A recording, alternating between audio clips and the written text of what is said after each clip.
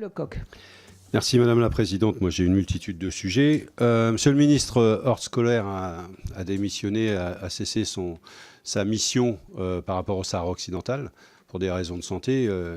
Quelle est la position de la France sur ce sujet-là et comment les choses vont-elles évoluer dans l'avenir, sachant que tout le monde sait que sur la question du Sahara occidental, la France, même si elle s'en défend, a du poids sur le règlement de ce conflit. Dernière fois, je vous avais interrogé sur Georges Ibrahim Abdallah. Vous aviez esquivé en disant c'est une question judiciaire, je ne peux pas vous répondre, etc. Après vérification, quand on a passé la peine de sûreté de 30 ans, ça devient une question politique.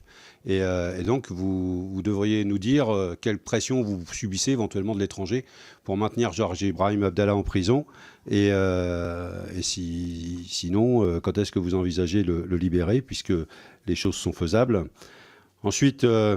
En novembre 2004, 2 pilotes biélorusses, commandant des avions de l'armée ivoirienne, bombardent une caserne française à Bouaké, Côte d'Ivoire, certains s'en rappellent, tuant ainsi 9 militaires français et faisant plus de 38 blessés.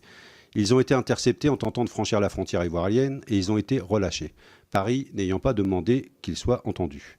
La Cour de justice de la République a finalement indiqué jeudi dernier que les 3 ministres en exercice à cette époque, Mme Alliot-Marie, M. de Villepin et M. Barnier, n'ont pas à être poursuivis dans cette affaire pour leur inaction. Et donc l'abandon de ces poursuites non susceptibles de recours est pour le moins étonnant. Mais j'en prends acte. Je voudrais toutefois connaître votre avis, Monsieur le Ministre, sur les dysfonctionnements au plus haut niveau de l'État qui ont permis à l'époque à ces pilotes d'être laissés en liberté. J'en profite pour demander à notre Commission des Affaires étrangères qu'elle se saisisse du sujet, voire envisage une commission d'enquête parlementaire maintenant que tous les recours judiciaires concernant les anciens ministres français sont épuisés. Il est de notre devoir de faire toute la lumière sur ces événements et s'il est notre devoir par rapport à ces familles des militaires français et des blessés qui ont eu lieu dans cette affaire. Je vous ai interpellé aussi la dernière fois concernant l'affaire Laurent Gbagbo. La France ne devrait-elle pas se prononcer contre cette situation contraire à tous les principes du droit qui fait que Laurent Gbagbo, qui a été acquitté, est toujours contraint par la Cour de justice internationale à un régime qui l'empêche de partir de Belgique en attendant un éventuel appel. C'est contraire, c'est le seul à qui ça arrive. Bah oui, mais vous avez beau me dire, moi je considère que toutes ces questions-là ne sont pas des questions judiciaires, mais des questions politiques, et que la diplomatie française peut aussi peser. Lors d'une prochaine assemblée des États parties du traité de Rome, la France ne pourrait-elle pas proposer une réforme, d'ailleurs à ce sujet, pour éviter ce genre de situation qui porte du discrédit sur la Cour pénale internationale? Je partage tout ce qui a été dit par François Ruffin sur les ventes d'armes. La société civile au Havre s'est mobilisée pour empêcher le chargement d'un bateau.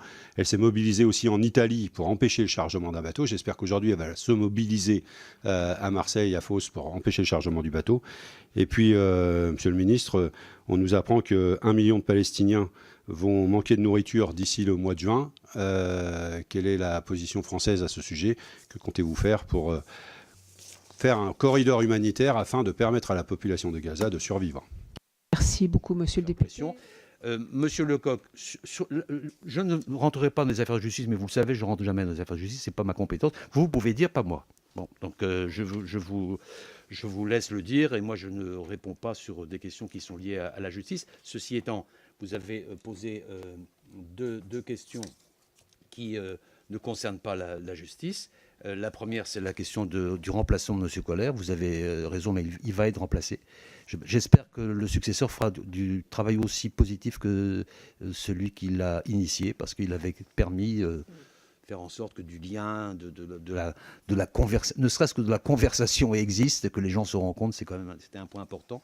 Donc nous y veillerons. Et sur la question palestinienne, je crois vous avoir répondu en répondant tout à l'heure à la question de M. Habib sur le fond.